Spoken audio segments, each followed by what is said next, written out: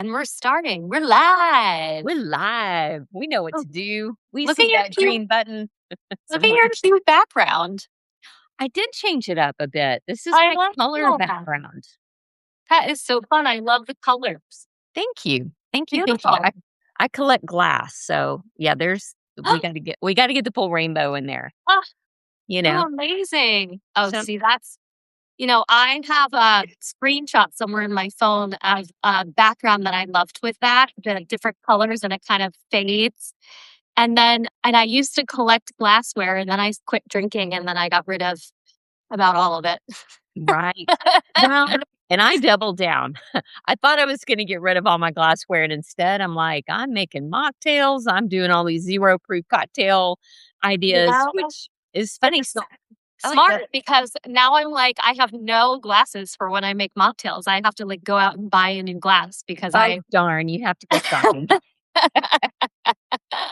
Oh, whoops. Okay, we have some live gals on. Hi everyone. Welcome Good to to the see wild. so many. I see some Yeah, sister names out there too. I love it. Hey, hey y'all. sisters. Hey sisters. Jen, what's new in your world? Summer is kind of winding down. I don't know about y'all, but I'm kind of at the end of July. I'm kind of over it. Kind of like, okay, cooler temperatures, let's go. Which will be about 3 or 4 more months here in Texas. So I'm jumping the gun. But yeah, just excited for a new month. Next month we've got alcohol free August on the books, Nice. and yeah, just kind of surviving the Texas heat and just trying to be near water when Yeah. possible. What about you?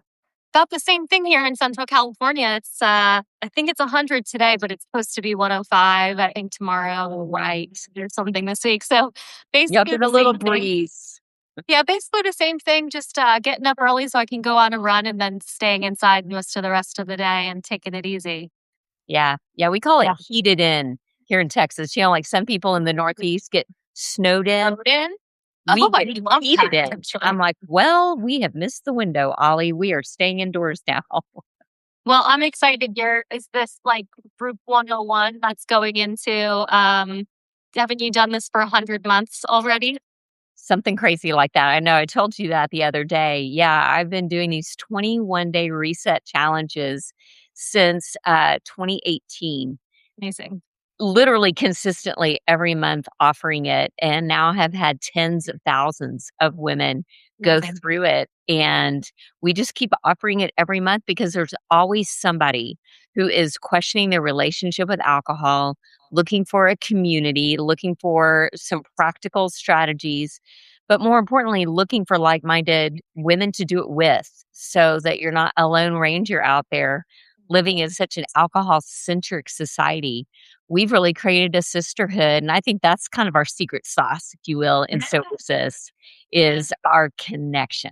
So I'm excited about it. Well, and so let me ask you about all these gals that you've worked with, all these sisters that you've worked with Yeah, I in see a lot of them here. That's all exciting here, the y'all. journey. Yes, I love it. Um, how many of the sisters come in and get sugar cravings when they're trying to quit drinking? Bingo.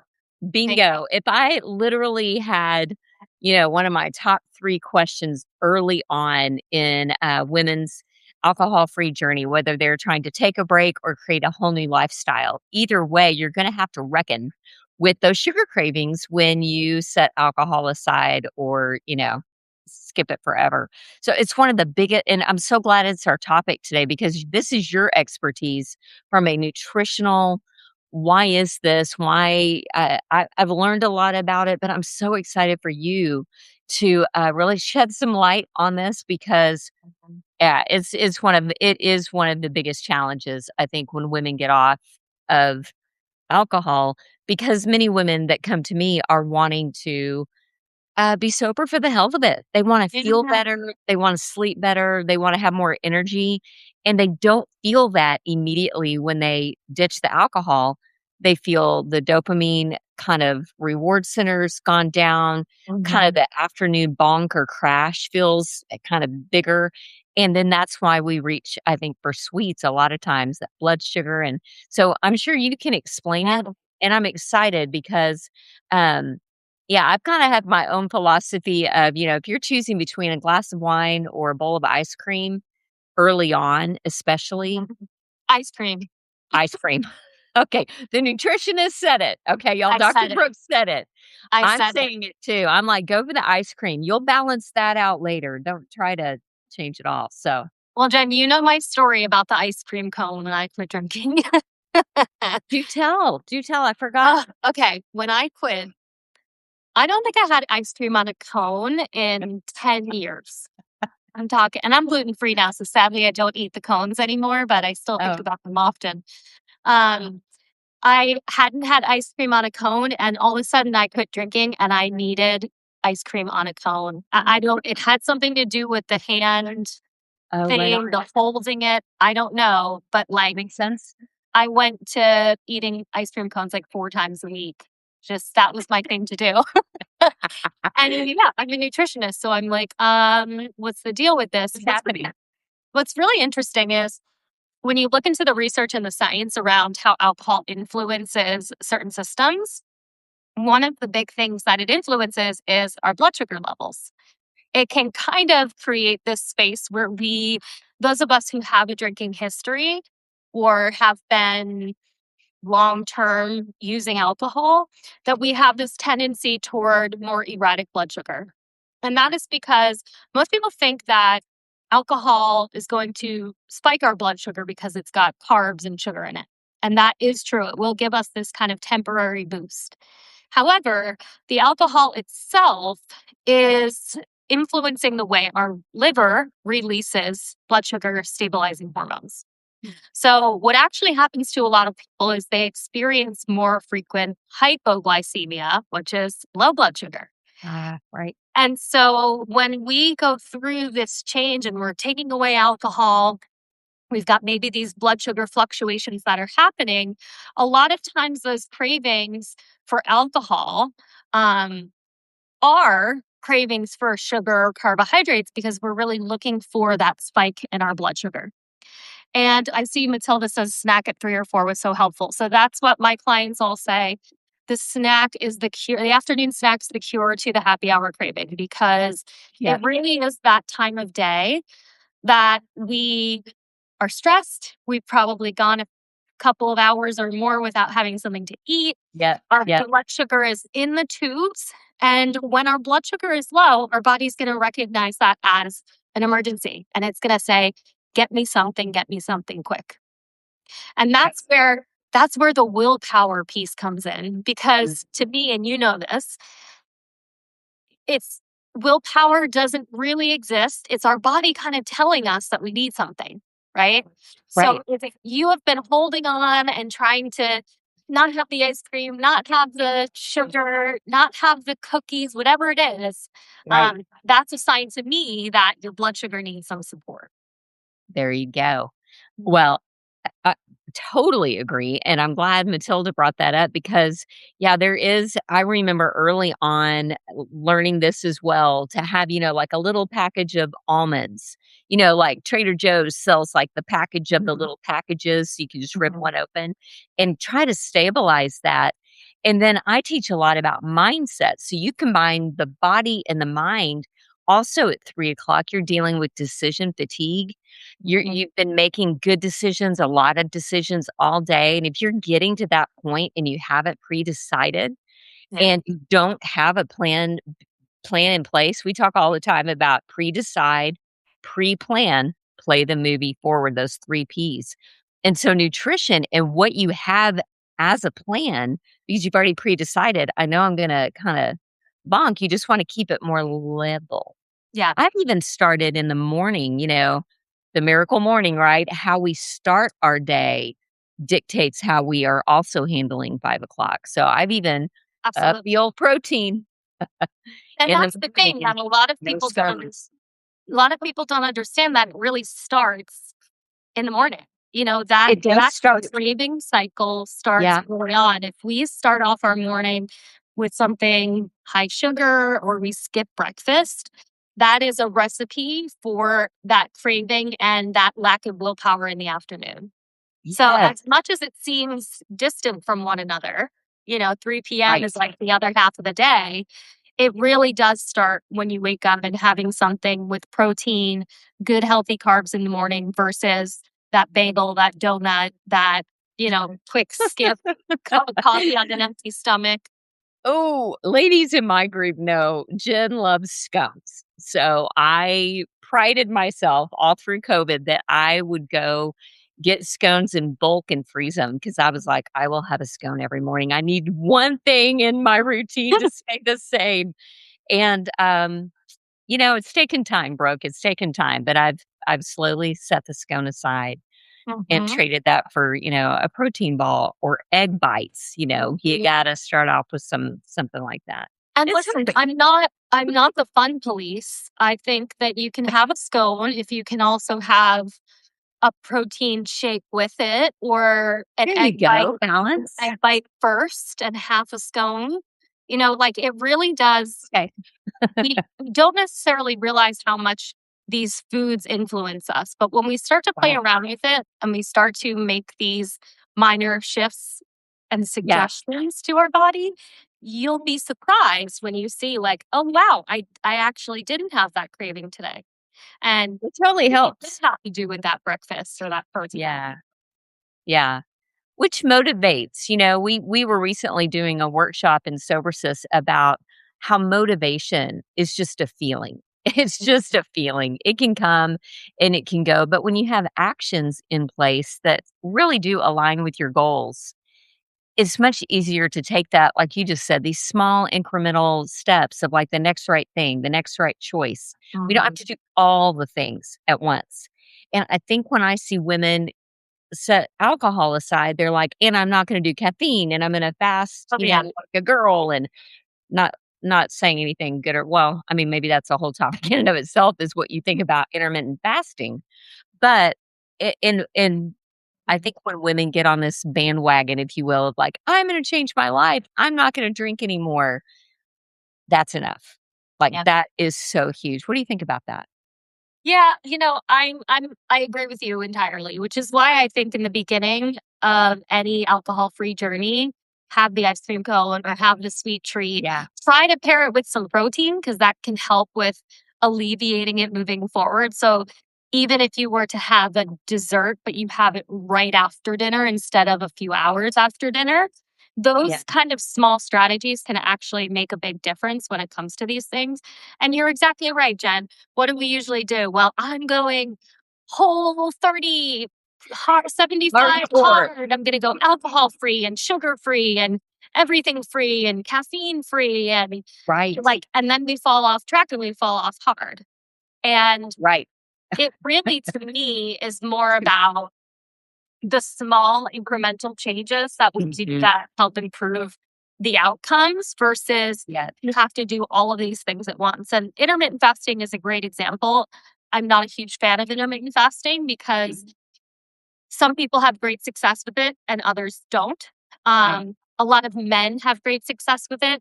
Some women have great success with it, and some women don't. And then they beat themselves up because they feel like they're doing something wrong.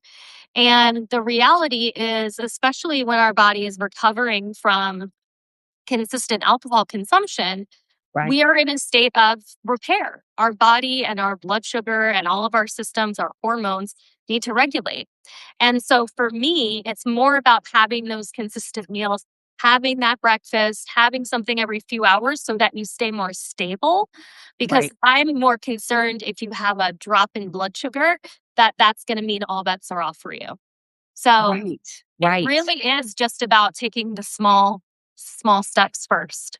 That's a better play for sure. That's a better play. Yeah, and I'm wondering if we have any questions. We've got so many, I women here, see or I men see and some women able little to join us. chats about sardines.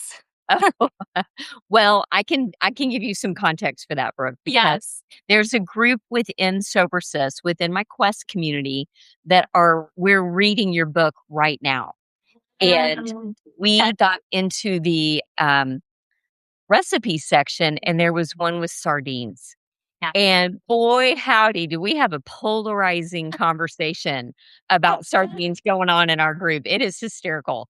Right now, we're talking about some beets as well, because we know you got some recipes on beets. But oh my gosh, the women Yes. who either love sardines or there's been some really funny comments about, I don't eat anything that looks like it did when it was alive.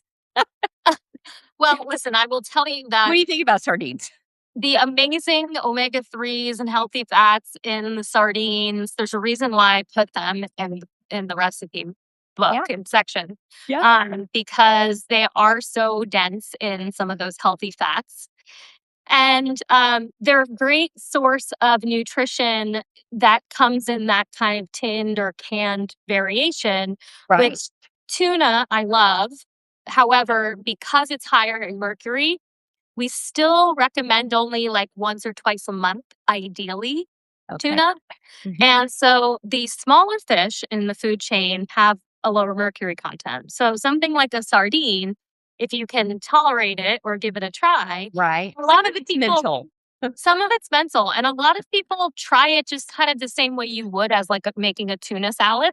Okay. You Yeah. know, it can be somewhat similar. It's briny, but keeping an open mind, giving it a try, making it like you would a normal tuna salad if that's something that you like. Give it a whirl.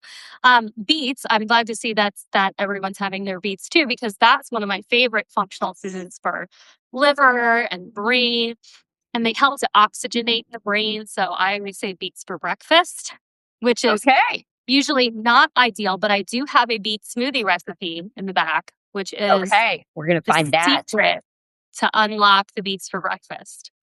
Okay.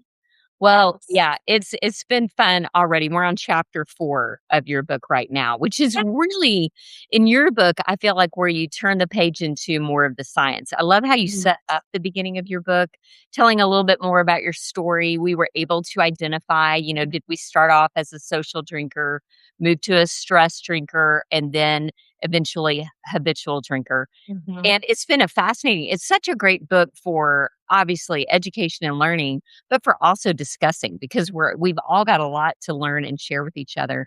But I was even talking about how when I started drinking, I was in my young 30s. I was kind of a little bit late to the drinking party. I made up for lost time. But when I started drinking, I thought it was social, but come to find out, my drinking started actually I was in a very stressful time in my life and started picking up drinking in a social setting. Um, I personally never really started with social drinking. I actually started as a stress drinker, like as a happy hour, less to kind of be social and fit in and belong and be fun, but more like, wait a minute, this stuff really takes the edge off. yeah, What is this magic elixir? Come to I find think out, it's an addictive substance. But then I I think never that's turned more social. I think that's a common experience, actually. I think that Yeah. people often identify themselves as social drinkers because they find themselves often in social settings where they're partaking in drinking, right? Right. Like they're not necessarily home depressed, drinking by themselves. Right. They may be doing that somewhat, but they're still on the weekends going out and drinking with friends, or they're going to happy hour a few times per week. And so it feels very social, embedded in the social situation. And I can relate to that too, Yeah. because I, the social butterfly that I was when I was a drinker, I remember taking one of those surveys years ago, and it would tell you like how much percentage introvert versus extrovert you Oh, were. right. Right. And mine was 99% extroverted. Oh, wow. We gotta get you out there. But let me tell you this, now that I'm sober, I think I would score very, very differently Yeah. because I think I justified a lot of my social nature to Right.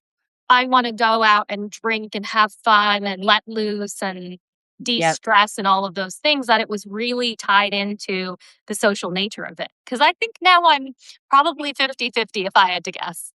Yeah. I totally agree. In our sisterhood, we now are planning opportunities to create social events where alcohol is not the guest of honor. So we can kind of rebuild that social muscle, if you will, without having to have a drink of alcohol that is in your hand. We're really creating kind of almost like rewriting the narrative because I think it is overwhelming when women stop drinking, especially if they're trying to like not do all these things. It's like becomes a list of don't do, don't do, don't go. And I think there are boundaries early on to protect your sobriety, protect your mind in the settings you're in. But I think at some point out there, it's actually really liberating to go out or go to a party and kind of find out who you are without the influence of alcohol. And then you find out you are actually fun. We outsourced it to the alcohol for so long. We thought it was the alcohol that made us fun or made an event fun. Actually, it just diluted everything, kind of dulled the surface, and we really couldn't tell what was fun. We Well, and thought everything was fun. you might remember that part in my book if you just read the chapter about my quitting drinking. Yeah. I was 3 weeks or so sober, and I went out with few friends, and I was really nervous. They're drinkers, my high school drinking friends that I drank with forever. And, I remember dancing with them at the end of the night, and one of them was like, "You're not boring at all when you're not drinking." And I was like, to be honest, if I was drinking, I would be standing by the bar, probably waiting to get my next drink. So I don't even think I would be participating in the way that I am now. So true. So it really clouds our judgment when it comes to those things, for sure. Yeah, I agree. I agree. When I was drinking, I was thinking about the next drink. Always. As a non-drinker, I'm thinking about the next conversation. I'm thinking about the next song. I'm thinking about, is it time to leave? Because I I can was go just going to say, sometimes I'm thinking, is it time to get out of here yet? Is it time to split? Because I'm out of here, man. I know when to go and I know when to leave. And I typically go early and leave early. And I heard someone once tell this joke, I guess it was, about the 3-story rule, that once you hear someone repeat a story for the 3rd time, that's your sign to go. Yeah, you're like, okay, thank you, wrapping it up. I have heard that one already. Yes, thank you. Thank you. Oh my goodness. Yes, so true. Jen, tell us about the 21-day challenge, 21-day reset, and what's included, what people can expect in that. Yes, absolutely. And I do think these are the kind of conversations we're having in that first 21 days. Really, I designed this reset program to do exactly that. Begin to reset your mindset, just the way you look at alcohol. That's what I always tell women. If you'll trust me in the process for 21 days. Now, we can go longer. Let's just start with an attainable goal. And 21 days can seem like a long time when you're a daily drinker or a big, weekend warrior drinker. 21 days, that's 3 weekends, man. That's 3 weeks. So we break it down day by day. So I have daily topics and daily coaching videos and daily reflection questions that really help women change the way they look at alcohol. It's not about perfection, counting days, checking boxes. It is literally about going, you know what? I didn't ever look at alcohol that way. And when you have a new lens, when you have a new way to look at alcohol and see it for more what it really is, I have a whole day in the reset where we talk about the marketing and the messaging, how we've been duped with this myth. It's the product's product. I was a marketing major in college. I mean, like we studied this. I took classes on buyer behavior. And it's what the label promises you is what sobriety or being alcohol free actually gives you. It's like a flip flop. So I just in that first 21 days, it's a lot about just awareness, curiosity. I really want to invite women who are like, whoa, I don't know if I want to say never forever or I'll never drink again. That's a pretty big cliff to jump off of. Yeah. But what if you could just take a break, set it aside, get a new lens, get a new way of looking at alcohol, getting empowered, taking a break from it from a physiological standpoint? Your body's going to thank you about 7 to 10 days in, and you can go into that. But that the first 7 to 10 days, you're really getting out of that craving cycle and you just start to feel more of that balance. And 21 days is enough to bring you out of autopilot into awareness. Then you can make a more educated choice on, do you want to keep going? Do you want to move the goalpost, make it 100 days, or, just kind of keep these incremental steps going, which I have in So Persist. Yeah. But that's what we're trying to do in the reset is just invite curiosity and bring awareness. Yeah. So good. It's so powerful. So important. And you know what, I'll just add to that, like what you said about the 7 to 10 days. This Talk is about where it. this is where the nutrition piece comes in really handy too. Is if you are a couple of days in, if you're a week in or 2 weeks in and you're still kind of like, I feel not great. That tells me you need more water, you need more fruits and vegetables. You need more fiber. You need more protein.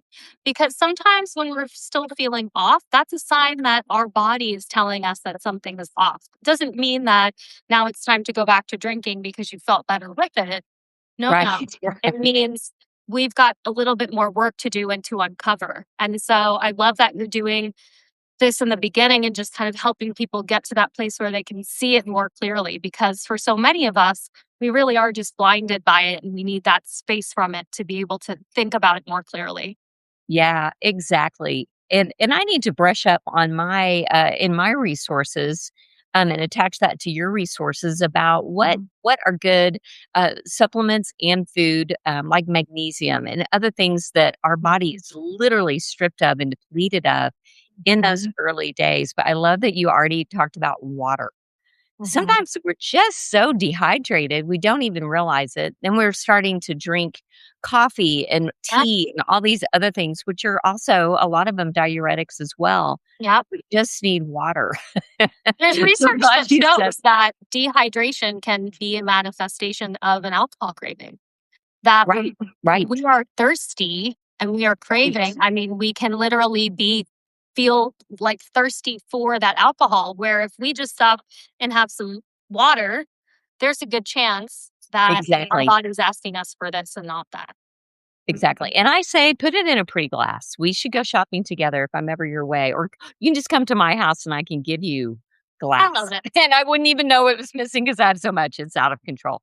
Love it. But yeah, I mean, get some, ice cold water, Yeah. muddle some cucumbers in there, squeeze some lemon, make it special. I think so much of what we're craving at that 9 o'clock hour is the ritual of it, Yeah. the actual habit loop. And that's another thing we're working on in that 21 days. You Yeah. can't just take alcohol out, literally, physically, emotionally.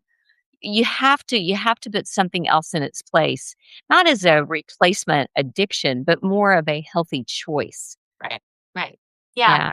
Yeah, and it's important that you brought up things like magnesium too, because and I talk a lot about in the book how depleted we become in nutrients. I actually think that's chapter 4, if I'm not mistaken, Yeah. where we really dive into alcohol because of the way it's metabolized and processed.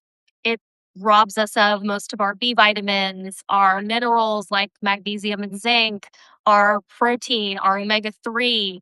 And in that stage, like magnesium is a great example because magnesium is our body's relaxing mineral. It helps us literally relax and de Mm, stress. mm, And when we drink, we deplete that. And then what do? We look for something to help us relax, aka alcohol, and we're right. kind of perpetuating that cycle. So Mm, magnesium is a great example of something that can be focused on from a food and supplemental standpoint to help with yeah. supporting that process of, okay, I need that kind of feeling of relief at the end of the day. Maybe a magnesium supplement can be helpful for that. Yeah, I do the calm powder Mhm. sometimes in my drinks, and then I've got the little magnesium chews at night. I almost feel like I'm eating candy before bed, but Yes, it's I know those are magnesium. very tasty. I They will are. say. The Mega Yes, Foods it's brand is what I use, and I get the grape ones at Whole Foods, and I kinda look forward to it. It's like my little yeah, nighttime little treat, night but pack. it's part of my routine. It's part of my yeah, what do you think about this? Speaking of nightcaps, while I've got an expert here, I wanna ask you, what do you think about cherry juice at night? What do you think Yeah, about so that there's from a sugar craving perspective even? all the hype about the tart cherry juice. with Yeah. the night. So tart cherry juice contains tryptophan, Right. which can help with the production of serotonin and thus melatonin, which is our sleep hormone. Right. However, I think there are not studies that show if you drink this much cherry juice at night, you're going to end up with better sleep. Maybe one day we will have those kinds of studies. Mhm. But one of the things that is, I would say, probably the bigger benefit that you're getting from like that sleepy girl mocktail is the Yep. magnesium that's in it. So it doesn't necessarily mean that you have to put, I would probably skip the cherry juice because of the sugar content. Right. Again, you're not getting so much of it. Hopefully, you're not drinking a whole big glass of it because that's a ton of sugar right before you go to sleep. Right. I usually just pour a dab, like maybe a couple of ounces, kind of makes my drink Mhm. a prettier Mhm. color. Yeah, and it tastes good. I get it. Yeah. Yeah. Um, I'd say again, I'm more of a proponent of not having the sugar on an empty stomach. So I Right. would be more inclined to do magnesium powder in with some lemon or with some tea Okay. versus in like a cherry juice. Yeah. Okay, good. Well, thank you for that. I'm gonna, think that through, especially real close to bed. Like Yes. sometimes I'm like having it at 9 p.m. and going to bed at 10. Yep. It's So already that would a be the more concerning one for me. I'd say mix it in with some tea, and that would be Yeah. what I'm about. Okay. I think I'm gonna make some changes there. I think I'm gonna make Yeah. some alters. Good. Well, I'll link below to the 21-day reset so everyone Awesome. can check it out for August. Uh, Is there anything new and exciting happening for August in the group? I love that. I think in August, it's that month where it's the interim in between the end of summer, which is winding down. It's not quite over. I'm not trying to rush anyone. The summer's kind of winding down, and then we start to get into routine in the fall. Back to So what I school. find is August is kind of that tail end before it gets into like the hardcore grind of, if you're a mom getting kids back to school, it's a good time to practice. The whole approach in Sober Sis is uh, just a lot of grace and a lot of compassion. So to me, August, I just think I've got some gals on here who've probably taken the August 21 day challenge in previous August because now we even have an identity within our group. Like, I am a, August Ooh. 2024 resetter.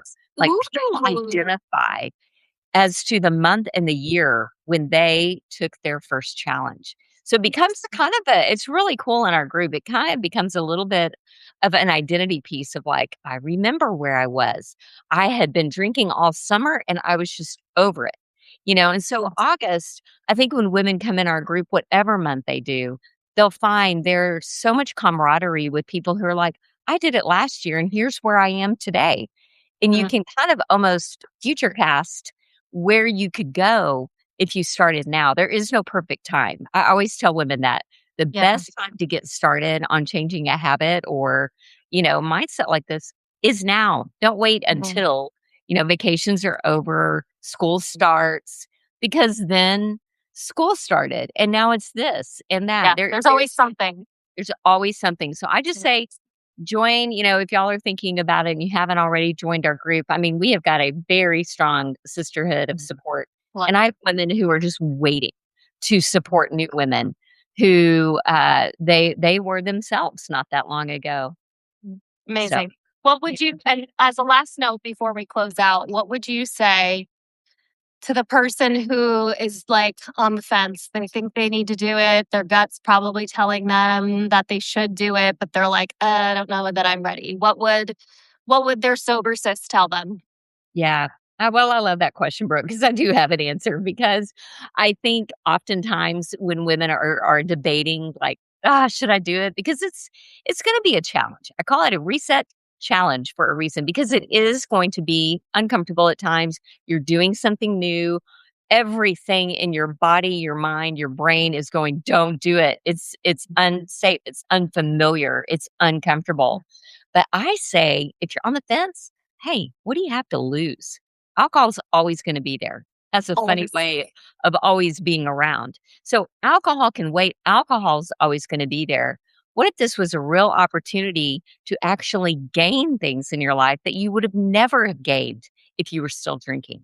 So I say go for the JOMO, go for the joy of missing out on the 3 a.m. wake up call, the hangover, the wasted money, the Mm, weight gain, the foggy brain. I mean, I can go on and on. Like my hands, I just need more hands yeah. Yep. because there are no real benefits. So I just say take a chance on yourself. Join us. We've got you. And what do you have to lose but a hangover? Alcohol is always going to be there. Take a break. And I would say, like, from a health perspective, if you've been wanting to reach goals like sleeping better and losing weight, like you said, feeling less anxiety, better Ugh, mood, better hormone balance, there's nothing better you can do for yourself than take alcohol away. I And agree. so it's an important part for your health journey too. Yeah. Yeah, Yeah. it's like that, and I call it the detox retox loop for a reason because so many women listening are doing so many things right. They're killing it, man. They're waking up, they're having their prayer, their meditation, they're starting their day off right. Mm. They're going to a workout class, they're juicing, they're buying all organic. And Yep. then boom, 5 o'clock wine o'clock comes. And I literally in my own kitchen switched from like green juice and salads to Pinot Grigio and queso. I'm like, Yeah. what happened? Yep.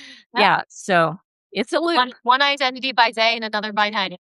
For sure. For Totally. sure. Well, Totally. awesome, Jen. So good to see you. Yeah, And you I'll look too. forward Thanks to for having me. having another call soon. And I'll post this Absolutely. replay with the links and everything to the 21-day reset in case anyone wants to check it out.